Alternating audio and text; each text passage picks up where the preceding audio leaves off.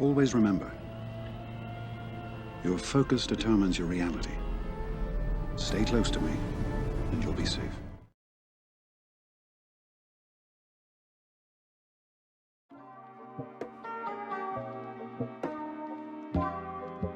Hey guys, how you doing? So we just had our GA stream today. If you haven't joined our Twitch channel, be sure to go check that out, guys. It's actually pretty easy. It's just twitch.tv/itsjustiantv. So go check us out there. I'm gonna stream my grand arenas from now on over there, as well as other streams I plan on doing in the future. But let's go and do a recap of our battles for our GA today. I don't want this to be too long of a video. I want it to be kind of short and quick to the point. But we do have to fight 8 teams, so it's going to be a little bit longer. So first things first, let's go and actually check out, the stats on this guy. All right, so to start this off, guys, let's go over the stats of who we were fighting today. This guy's name is Max Dog, so let's go into the stats here. He is 4.5 million, I'm 3.9. He has around 300k extra character GP than me. Besides that, though, we're both in the same division, so nothing too crazy there. Let's go over to the roster. He has 1 extra Zeta than me, so pretty close there. I do have 2 more Gear 12s than him, and I have 2 more Gear 13s to his 1. The mods, 83 to his 66. He beats me on the plus 10, plus 15. I beat him on the plus 20s, and he has 1 plus 25. So we're very, very evenly matched here. And I almost want to say this is really close to the one I had last GA versus Ming. That was very similar to what we're fighting here today. Okay, so what we're going to do here is just go after the ones we were able to beat and to full clear, and the ones we were fighting on defense. So first things first is his top zone. He had a very, very fast Django team with a very fast Bosk, and his Django is actually faster than Bosk. You can see here, actually you can't really see anymore, I'm sorry, but the Django is at 315 speed once you include the leadership, and the Bosk is around the same 303. Besides that, though, the Grievous team was really hard to counter as well. We'll go into the ones I counter these with, but that's the front wall there. Behind that, he actually surprisingly did not put Darth Revan on defense, and that kind of threw me off. I thought I needed to use Padme, but once I got through that wall, I was just able to, pretty much breeze through this. I did have pretty good luck, though, versus the EP Invader team. I was able to use my own Grievous with, T3 and IG-88, the Suicide team is whatever you guys want to call it, and I even threw an IPD there. I was able to beat that. We'll go into the battle later on that. And then on the Qi'ra team, we used Ewoks, and there was no biggie there. So besides that, though, we gotta check out his other front wall. Car team, very, very, straightforward, nothing crazy. Besides that, though, his Night Sisters were really, really scary. You have to see the footage there. The Spirit was at 282 plus the extra 30 from the lead, so really she was at 300 or 310 or 312 rather. I'm sorry, I'm bad at math, but that should be the right math there. And the Asajj was at 275 plus the 30, so 305. Very fast Night Sisters here, and I was able to pull it off in one round go. Besides that, we had a crew team back here, no problems there, pretty easy, and then he even had a Phoenix in the back as well. We did have problems there, so we'll have to show the battles here on that. And honestly, I was thinking it was going to be a lot tougher than it actually was. I did have some, messes up here. We'll go into the big mess up versus the Bounty Hunter team, and we kind of had a big little mistake here on the Phoenix. But let's go into the footage for today. Okay, so this is the first one. I used EP Invader versus the Karth. Nothing crazy here at all, guys. I was able to outspeed the Karth and everybody else. Was able to do some dots and then get some TM going with the Cooling Blade. And now I'm trying to focus down Canderous. I'm trying to get him out because he's kind of the train on this team. You got to take care of him kind of early on. I was kind of worried about the Juhani Dispel and the Cleanse, so I did have Death Trooper in there to prevent that. And honestly, I probably could have gotten it done without Tarkin. Tarkin's AoE TMR didn't do anything there. It didn't happen. So honestly, I probably could have used without Tarkin here. And it was very, very quick and easy to the point. So let's go on to the next one. Okay, so this is the next one. This is a Night Sister one, using my Treya and the Triumvirate, the Scion and Nihilus in there. I did have to remod beforehand on this GA to make sure that my Scion was a little bit tankier, so I didn't get one shot by the Spirit. Luckily, though, the Spirit was really, really fast and not had a whole lot of extra offense on him, which I don't recommend using, guys. You kind of want to go for more offense, crit damage, stuff like that on your spirit instead of just full on speed. It was still pretty tough though. So main idea here is to get that annihilate going straight for spirit first. So we're kind of having to slow it down, making sure that we play all the right moves right. We were lucky though right there to land the ability block. That way none of the plague would land on anybody. Didn't need to worry about that or any of the extra debuffs locking in for us. And we're a couple moves away from annihilating spirit. And as long as you know, your Scion's really tanky, you shouldn't have too many problems here. All you gotta do is get held by hatred up once spirit is dead, and you can almost full auto it. I would highly recommend not doing that though, because this is a GA and you don't want to worry about that. So I'd probably, after you annihilate spirit, annihilate Daka, and then go over to Asajj, and after that you can probably auto it. But yeah, it's no really that big of a problem here. As long as held by hatred's up after spirit's dead, you are good to go. So let's kind of skip ahead after this. Alright, so we skipped ahead a little bit. We got Daka out, and now it is just Asajj left with Talzin, and then of course Zombie, right? So we're trying to get the last Annihilate off, and then we can put it on auto. Yeah, this team kind of gave me some... I was kind of worried before going into it. I was trying to not get too worried about it, but I had a lot of faith in my mods, and hoping that it would get the job done, and it did in the end, so I'm glad that it did. And there we lost Scion, but good thing that he had held by hatred up, so that didn't end him off, and he couldn't get revived. So now we got Annihilate going on Asajj, and pretty much this is a game over. So good battle on the Night Sister one with Qi'ra. Okay, let's pause this really quick, guys. I made a huge mistake on what I was doing this one.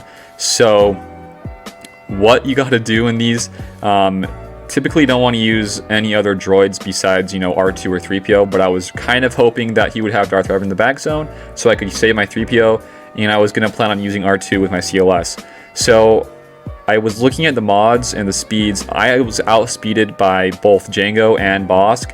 My BB-8 would not be able to go before them. I thought I was able to do that before going in GA. I thought my BB-8 was pretty fast.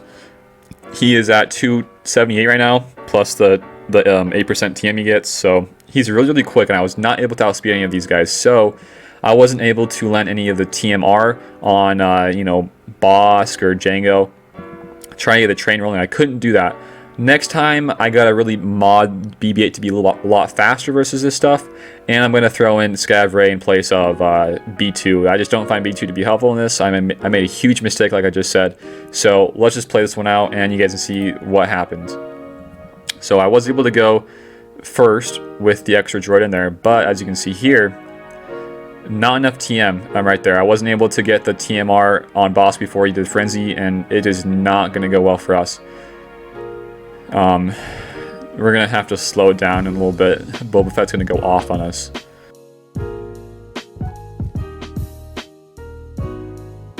I mean, oh my gosh, it went downhill really fast. So this is a prime example of what not to do versus bounty hunters, and I was kind of upset that this happened. Let's go on to the one where we beat him, and I had to resort to using my best counter.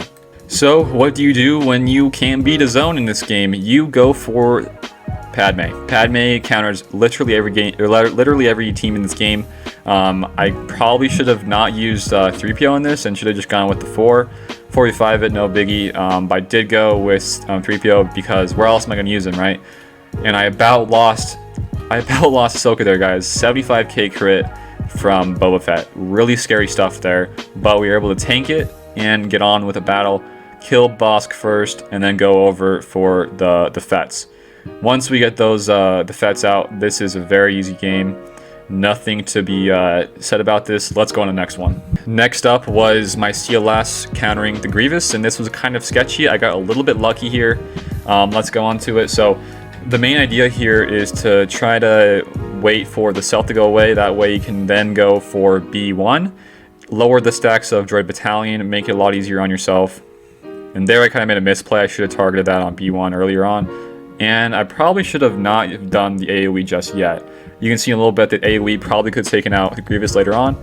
And now I'm going to just try to do a bunch of attacks on B2. Or B1 rather. I always get those mixed up. But yeah, I get a stealth up on Old Ben. And kind of just wither away on these guys. see right there, I probably could have taken him out if I would have saved the AoE from Chewie. It really would have been nice to have there. Unfortunately, I wasted a little bit earlier on, so I think next time I'm going to save the AoE for a little bit later on, so I can, you know, one-shot him, no big problem there. And since I didn't do that, it's kind of got a little bit scary. I got very good RNG. The Grievous there's two things that happened here. The first thing was that Grievous was not using his AoE for some odd reason. And when he was using his stun special, he was targeting CLS with guard, and that was probably the best thing we could have happened to us because he wasn't going to be able to get stunned or crit, and that saved us huge there, guys. I can't emphasize how big that helped us out there. We got really lucky, but that's kind of how it went. I gotta kind of, you know, swap some stuff, tweak some stuff around, making sure that that counter works almost all the time. So let's go on the next one. All right, so next up, this is the Phoenix team. I had a problem with this the first time around. I really misplayed this using the troopers. I thought I could pull it off with the troopers. Couldn't do it. I didn't have range, and I just got, you know, picked apart by you know, Zeb and all those other guys. But pretty much an easy go around here. I got Kanan out pretty quick, and I was able to just whittle them down. No big problem here. The rebels really do help here. I was able to just get a lot of assists, a lot of extra damage attacks. You know, just insta-killing a lot of them. So once we got, you know, Kanan out and Sabine out, it was pretty much a full auto. I could have done auto here, but I didn't decide to do that. I just don't like, you know, full autoing stuff in GAs, even though I'm pretty sure I could do it. I just tend to not do it to play it safe. And really, Chopper is annoying in these because whenever he does have a taunt, he gains a lot of extra evasion, and he's harder to hit, which really just sucks. I don't know. I just hate Chopper for that fact. So really didn't you know, work out too well for us the first time, but we were able to pull it off the second time round. So let's go on the next one. All right, this is the First Order team. I used Rex, Wampa, and Hoda. I tend to save Yoda or Hermit Yoda for these type of teams. Rex does typically die off the bat, which kind of is unfortunate, but it is what it is. The double turn, you know, stun on crew is just really not helping us out at all. But Yoda and Rex are the power couple here. They have really helped us out, making sure that I get through this team. Even if they were almost maxed out, I'm pretty sure I could pull it off. I probably need if I were to do that, need to mod my Wampa a little bit harder hitting, more offense, more crit damage, stuff like that. But there it goes down crew. Next up, we want to take care of the Executioner so he doesn't do any extra big hits on us. They didn't have Stormtrooper in here. They actually threw in TIE Fighter, which made this a little bit easier, but still we were able to pull it off anyways. So yeah, a lot of extra, you know, counters on Wampa really help out this teamwork. And once we kill these two officers or the officer and the TIE Fighter, we pretty much win. So get some of that going. Wampa, you know, just doing his Wampa stuff, and boom, we win, guys. So that's kind of how this one went. Okay, so for this last one, or one of the last ones, this is the back zone behind the Grievous wall, and we're using Ewoks versus Qi'ra team, and this was very smooth. There was really no problems here. I had to throw in Tebow because my scout didn't really have any mods on him. I don't know why I always forget throwing mods back on that guy, but I had to use Tebow. And honestly, I like Tebow a little bit more because he has the stealth up and he has the TMR on basic and the special. So whenever somebody's taunting like L3 is, I could just pop the taunt off and then dispel and you know, get some extra TMR. But mainly you want to go for Vandor Chewie in these teams. He's going to do a lot of revives if you don't take care of him early on, and all the extra attacks here from the Ewoks was able to, you know, grind him down. No big problem here. Probably need to speed this up a little bit because Ewoks don't hit hard and they take a while to burn through some of the guys. So yeah, pretty much the kill order here was Vandor Chewie first, and then Qi'ra, then Young Han, and then kill Newt once, and then work on L3, and then go back to Newt. So yeah, we can just speed this up a little bit.